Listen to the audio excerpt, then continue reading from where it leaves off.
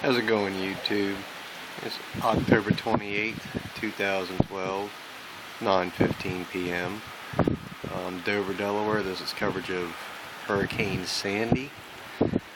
I'm using an aqua filter on my phone just because it seems like it brightens everything up and you can get a background of the woods back there. There's a river back behind that, which is prone to flooding. Currently, temperature is 55.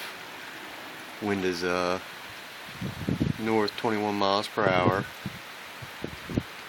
Constant steady rain now. We've had some pretty good gusts of, I want to say, anywhere from 15 miles an hour to 25 miles an hour. We haven't had very many sustained gusts, just real quick bursts, I would say, more like. But yeah, this is Dover, Delaware. Hurricane Sandy, October 28th, 2012, 9:15 p.m.